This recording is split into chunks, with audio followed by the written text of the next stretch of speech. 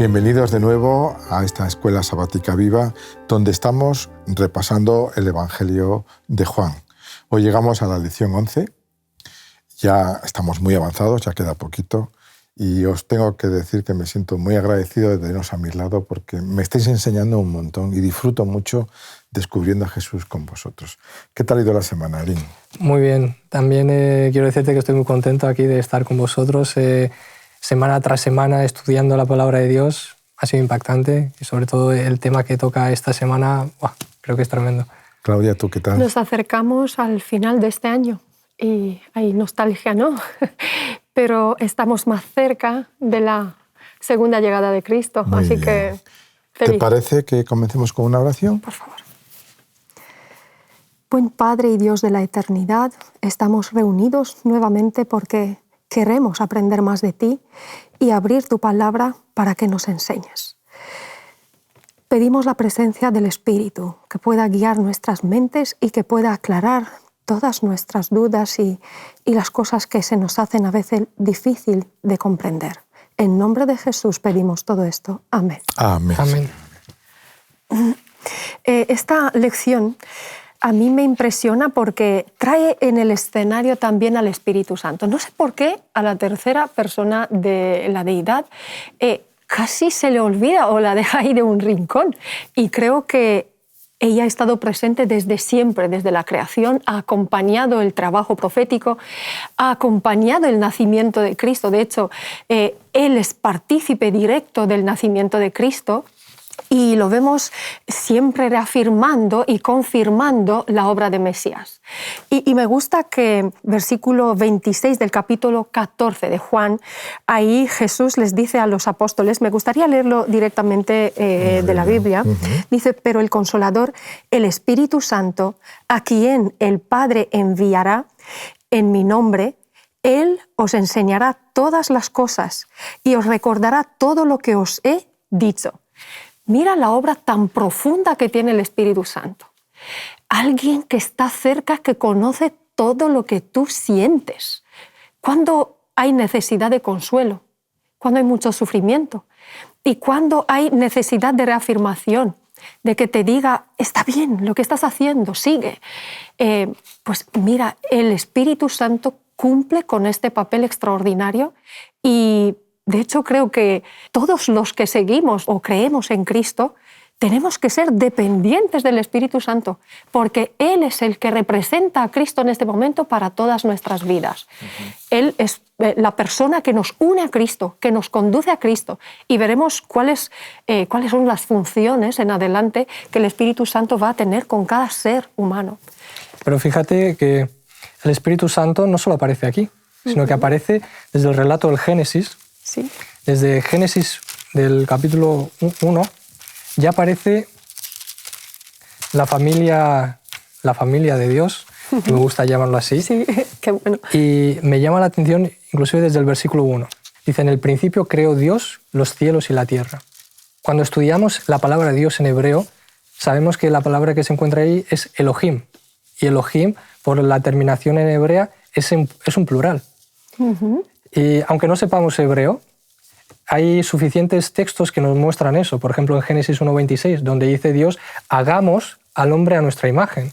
O Génesis 3.22, donde dice que el hombre ha llegado a ser como uno de nosotros.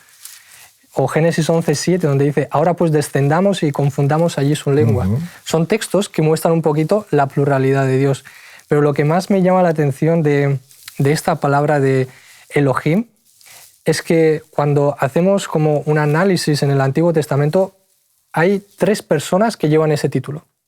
Encontramos a Ruach Elohim, representado por el Espíritu Santo aquí ya en Génesis 1.2, donde dice que el Espíritu de Dios se movía sobre la faz de la tierra. Luego encontramos a Yahweh Elohim, que encontramos aquí en Génesis 3.21. Y también encontramos al Bar Elohim, que es el Hijo de Dios que aparece en Daniel 3.25. Y juntos forman la familia Elohim. Y me llama la atención esto, que Dios ya desde el inicio de todo ya tenía un equipo, el equipo Elohim, que vino para salvar y redimir al ser humano. Qué bonito, Una idea qué bonita, bueno. esta que nos estás diciendo, ¿eh? El equipo Elohim. Sí, está bien. Y otro detalle que es bonito es que los tres como que han tomado la decisión de tener roles distintos. Los tres son Elohim, pero cada uno de ellos tiene un rol distinto.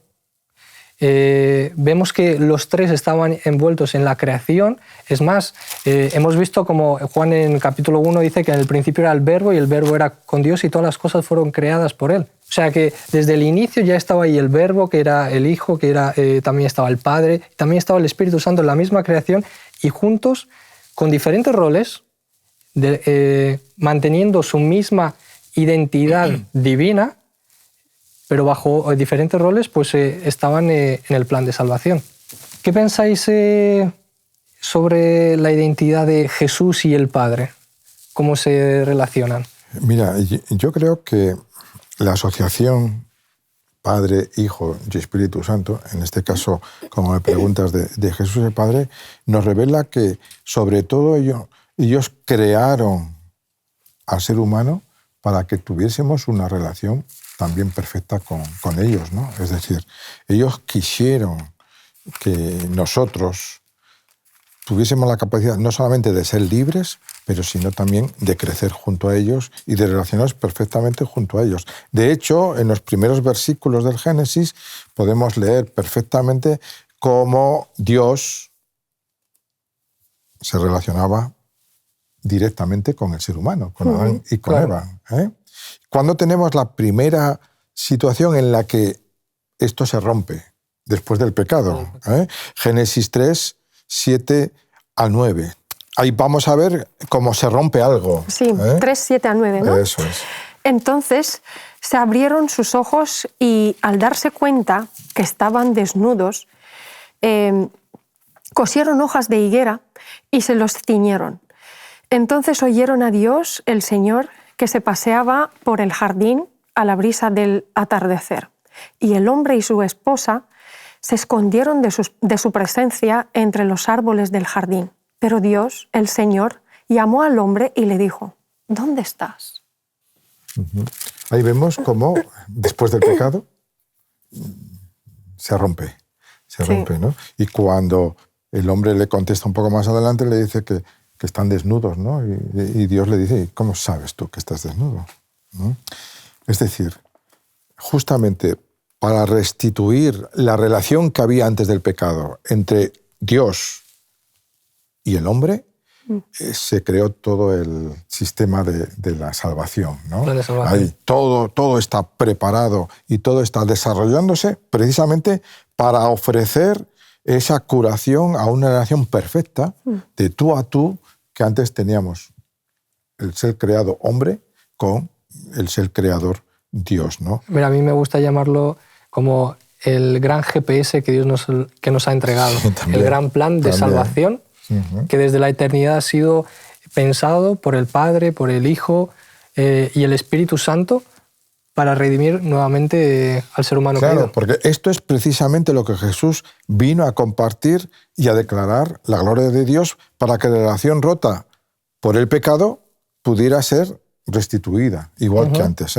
Al menos para todos los que estuvieran dispuestos a aceptar por fe lo que se les ha ofrecido en Cristo Jesús. Porque claro, eso no es algo que se pueda comprar, no es algo que se pueda ganar, es algo que lo tenemos que aceptar gratuitamente, que no quiere decir que sea barato, pero sí gratis.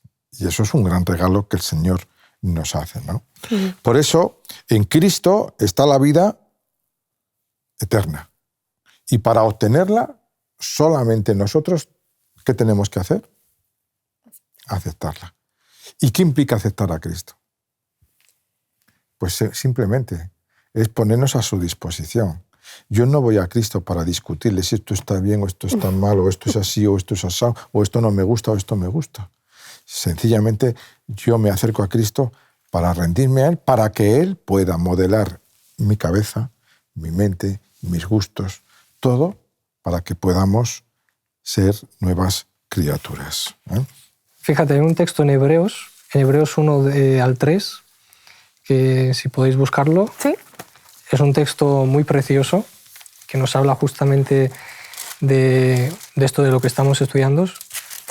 En el pasado Dios habló muchas veces y de muchas maneras a nuestros padres mediante los profetas, pero en estos últimos días nos habló por su Hijo, a quien constituyó heredero de todo, por medio de quien hizo el universo. El Hijo es el resplandor de la gloria de Dios, la misma imagen de su ser real, el que sostiene todas las cosas con su poderosa palabra. Después de efectuar la purificación de nuestros pecados, se sentó a la diestra de la majestad en las alturas. Qué bonito, ¿no? O sea, un texto muy poderoso que nos revela cuál es la posición de Cristo. De Cristo. O sea, porque muchas veces hablamos de Dios, pero está bien mencionar de que en la parte de la deidad está el Padre, que tiene su rol, está el Hijo, que tiene su rol, y está el Espíritu Santo, que tiene su rol. Y vemos cómo a lo largo de la Biblia, y a lo largo de esta lección vamos a ver cómo la Biblia o Juan enfatiza el rol de cada uno. Y aquí, por ejemplo, vemos el rol del Hijo, que por el hecho de que Él se sacrificó, por el hecho de que se entregó para redimir al ser humano, Dios, el Padre, lo constituyó heredero de todo. Y asimismo declara a Él mismo que hizo el universo. Así como hemos visto que la famosa frase que dijo Jesús, que antes de Abraham yo soy, mostraba su preexistencia. Y aquí mismo nuevamente nos encontramos de que Él mismo estaba antes de la creación. Él hizo el universo. Y bueno, aquí hay un montón de detalles. Si me permitís, os voy a leer una cita de Elena de White que se encuentra en el libro Deseo de todas las gentes en la página 530. Dice lo siguiente: en Cristo está la vida original, no prestada, no derivada. Sin embargo, como Hijo encarnado que se había despojado a sí mismo del ejercicio de sus prerrogativas, Cristo, hablando de su existencia en la tierra como hombre entre los hombres, podía referirse a su posesión de la vida como un don de Dios. La divinidad de Cristo es la garantía de la vida eterna para el creyente. Si Cristo no fuera Dios, no tendría ningún sentido todo lo que se ha hecho. Es más, hubiese sido un hombre más que murió en la cruz hace 2000 años en el Gólgota. Sí, sí. Es muy hermoso como Juan no desiste de su propósito en sacar en evidencia la divinidad de Cristo dentro de este proyecto del equipo Elohim. Me gustó, me encantó lo que dijiste, y cómo quiere mostrarle a todo el mundo. De hecho, se ve que este evangelio tiene una apertura para todas las culturas, para todo el entendimiento, porque él usa mucha terminología griega como el verbo, logos, el comienzo. Cristo es el comienzo y Él es la vida. Él no tuvo una vida prestada, sino que Él es la vida en sí. Yo os tengo que confesar una cosa. Entender la divinidad es algo que se nos escapa, por lo menos a mí. Por mucho que quiera intentar explicarlo y tal, se nos escapa. No quiere decir que estemos en oscuridad para poder entender lo que necesitamos entender para ser salvos. Pero la misma preocupación que yo tengo y la misma impotencia que yo tengo, creo que la tenían también casi todos los apóstoles. Claro. Por eso no se cansan de preguntarle a Jesús sobre el Padre, ¿no? Y a veces Jesús ya no se enfada, pero vamos a ver, pero no os he dicho que si me veis a mí, claro, veis al Padre. Por eso yo creo que el conocer al Hijo es conocer al Padre. Así es. Sí, justamente eso me llamó mucho la atención, porque hay un montón de textos, por ejemplo en Juan 7:16, Jesús le respondió y dijo: mi doctrina no es mía, sino de aquel que me envió. Luego Juan 10:3 dice: yo y el Padre una somos. Y en Juan 14:10 se menciona el versículo que mencionaste antes, donde dice: ¿No crees que yo soy en el Padre y el Padre en mí? Las palabras que yo os hablo no las hablo por mi propia cuenta, sino que el Padre que mora en mí, Él hace las obras. Con otras palabras, Jesús es la imagen del Padre. Así como es Jesús, es el Padre. Y muchas veces, no sé si os ha pasado, escuchar gente, por ejemplo, que el Dios del Antiguo Testamento es un Dios de castigo, es un Dios malo, es un Dios diferente al Nuevo Testamento, porque en el Nuevo Testamento aparece el Dios del amor. Pero en verdad, estos textos son claros, que el Padre tiene la misma característica que Jesús. Así como es Jesús, así como vemos que Jesús es un Dios de amor, un Dios misericordioso, que se entrega, que está dispuesto a hacer cualquier cosa por encontrarnos, buscarnos y darnos esa cosa que necesitamos, así está el Padre pendiente de nosotros. Perfectamente. Por eso a veces tenemos que aceptar la revelación que se nos ha dado Jesús, ¿no? Claro. Porque hay cantidad de textos que nos hablan de cómo Jesús ha salido del Padre. Por ejemplo, en Juan 7:16, dice, mi doctrina no es mía, sino de aquel que me envió. Juan 8:38, yo hablo lo que he visto cerca del Padre.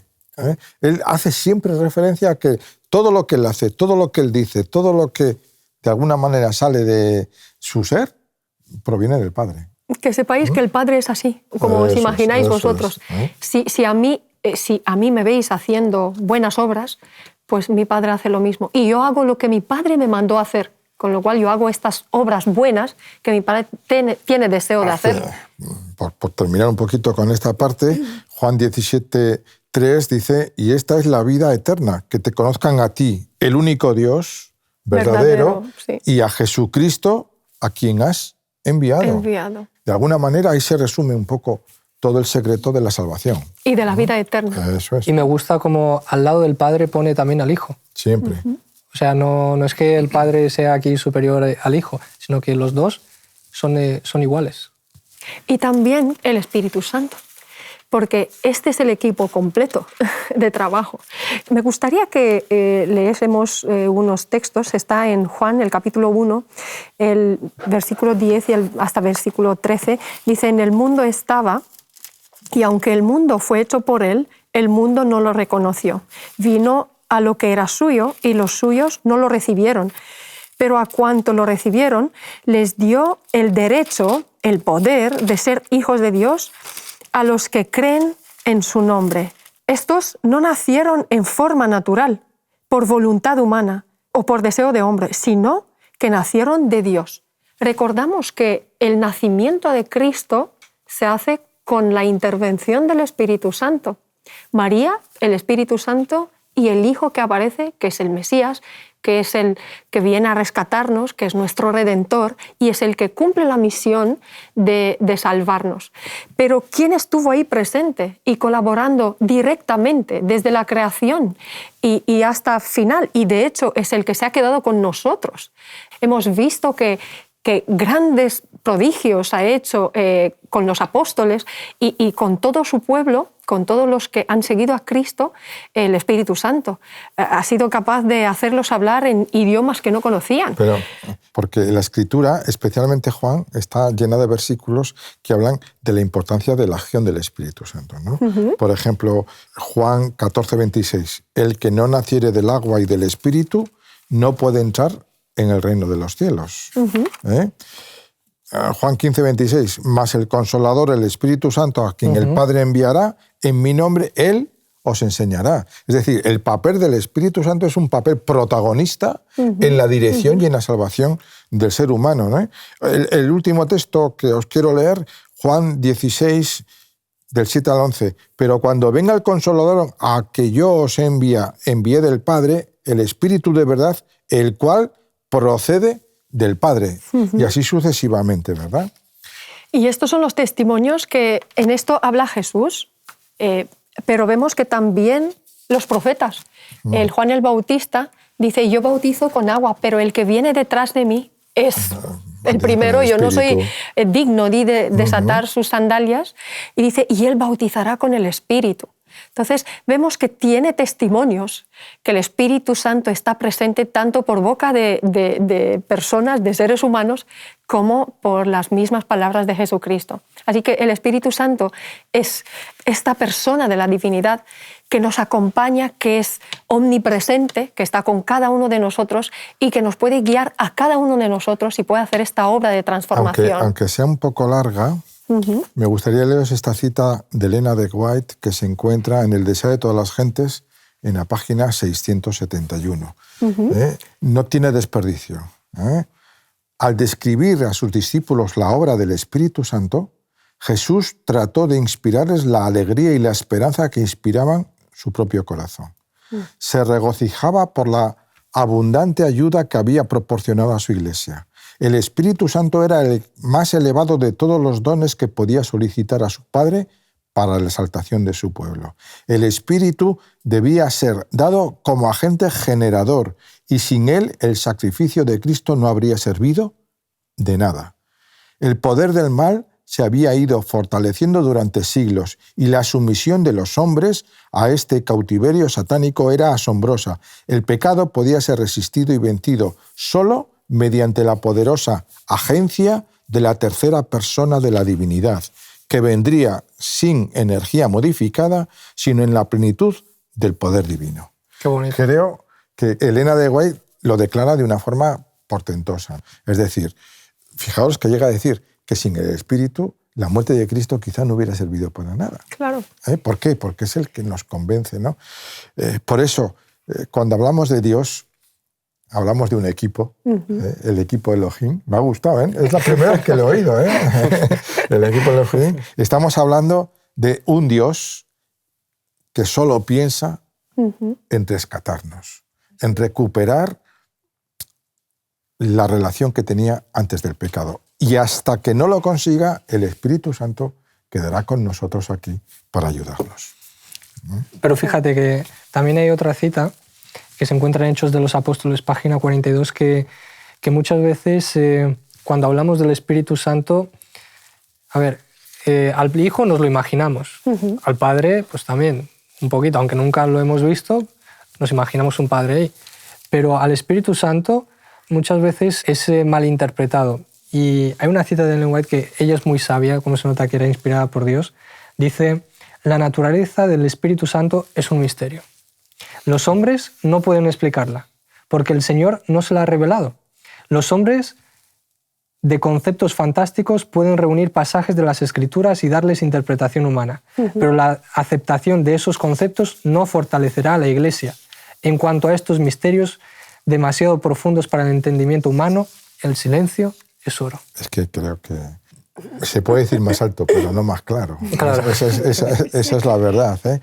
Porque esta situación lo que nos demuestra es que cuando el ser humano quiere explicar algo que se le escapa, al final termina complicándolo tanto Claro. que no hace más que perderse. Y ¿sabéis una cosa? Satanás es un especialista demagogo que nos puede llevar por donde quiera, ¿eh? Porque, como decía un gran profesor mío, hijo, Satanás sale más por viejo que por diablo.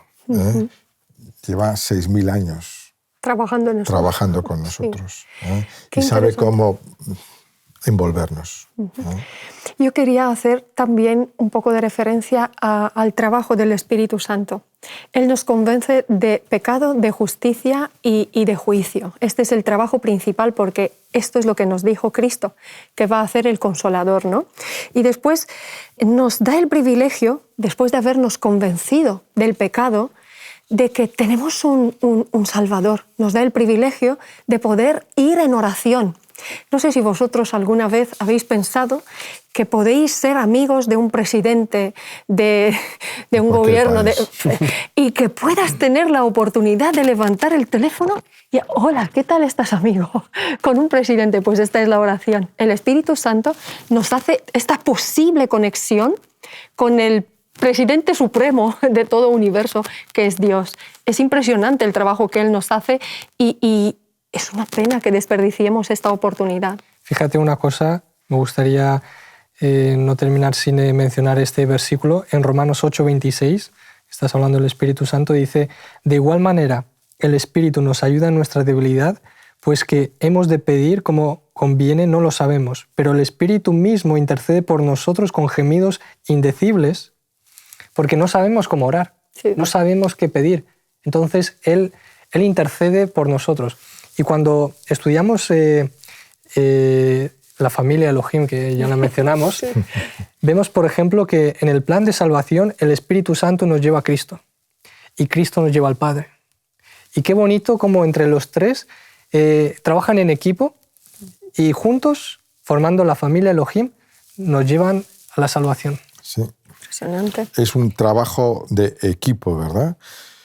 Y es que Si os dais cuenta, a lo largo de todo lo que estamos estudiando, Juan nos dice que tenemos que depender exclusivamente de la Escritura, Claro. del trabajo personal con la Escritura. ¿eh? Así es. Porque es a través de ello y el Espíritu Santo que nos van a abrir la mente y nos van a imprimir la verdad en el corazón. Y para mí eso es lo más grande. No tanto conocer de memoria o conocer doctrina o saber de teología, sino que la influencia poderosa del Espíritu Santo sea capaz de transformar nuestras vidas. ¿eh? Porque es por el Espíritu de verdad, obrando por medio del estudio de la palabra de Dios, que Cristo somete a sí mismo, a su pueblo escogido. Yo quiero formar parte del equipo de Dios Ay, yo y del también. pueblo escogido. Amén. Amén. Y ya falta menos, porque afortunadamente la Biblia está llena de signos, de señales que nos invitan a creer con plena certeza de que Cristo está a las puertas. Que el Amén. trabajo del Espíritu Santo se va a derramar y lo que falta por hacer se hará con su poder. Yo quiero estar a su lado. Y yo también. Nosotros Os invito a que vosotros también. Sí. Hasta la próxima semana. Te invitamos a tener una experiencia más allá del sábado, convirtiendo tu unidad de acción en una iglesia hogar, en donde la Biblia, la oración intercesora, la fraternidad y la testificación sean vuestro estilo de vida. Así experimentaremos un poder renovador en la iglesia y en el cumplimiento de la misión.